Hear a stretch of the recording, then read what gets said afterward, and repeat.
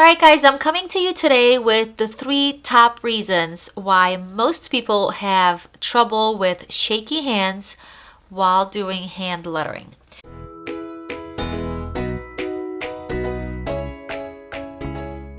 Alright, so number 1 thing is rest your elbow on the table. So make sure when you put your elbow on the table, you have enough room to kind of letter from left to right, and there's no obstructions in your way, no coffee mugs or tea mugs. So get everything out of the way and rest your arm and rest your elbow on the table. So make sure you have enough space for that. Because if you don't, then you're working from your shoulder, and your shoulder gets really tired really fast, and then all your muscles kind of tense up, and then you just kind of get shaky. The second reason is working on a small little sketchbook like this one.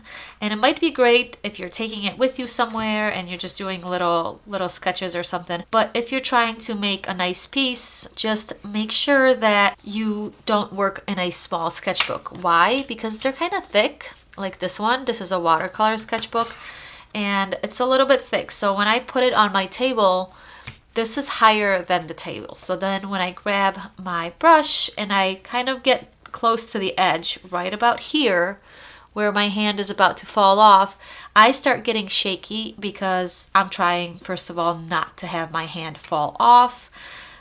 So I'm kind of working a little bit tighter and holding everything a little bit closer. So that's where my shakiness comes from too. Also, the drop right here, if you rest your hand on there, it might kind of wiggle around because there's not enough support. So the thing I would do with a sketchbook like this, especially if you have a wire-bound one, is to simply just flip it up like this, and then you can still have a small sheet of paper while having it flat on the table. All right, and the third thing is gripping your brush way too much. The brush is not going to just fall out of your hand. So relax, don't grip it really tight and don't grip it too close.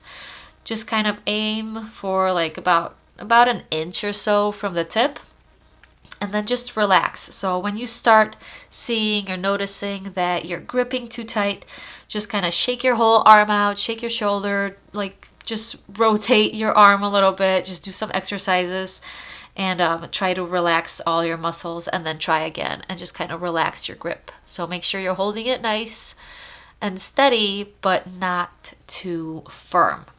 And of course, for beginners, practice, practice, practice, and you will get better because you're going to develop the muscle memory in your hands, in your wrists, and of course in your elbow and your shoulder, and everything's going to work together. So make sure you get enough practice, and that's where today's little exercises come in. And this is just a little example. I just did a little bit of it before, but I have a JPEG attached for you guys below this video in the blog post. So go grab that just for reference.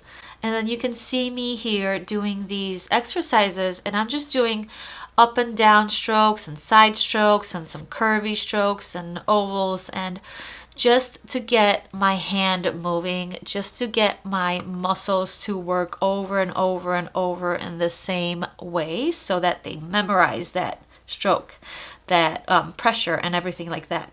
Also, it's great for beginners, of course, because if you are stuck and you don't know what to letter, or you're sick of drills and you just want to practice using a brush, you don't necessarily have to trace letters over and over. You can do something as simple as this. Try to fill up a sheet of paper, maybe every week, because every day this would be a lot. But if you're bored and you have nothing else to do, just kind of do this. Fill up your sheet with basic strokes. Alright, so that's it for today's video. Make sure to click like below if you like it, and subscribe so that you don't miss any other future videos from me. And I'll see you next week with another lettering tip.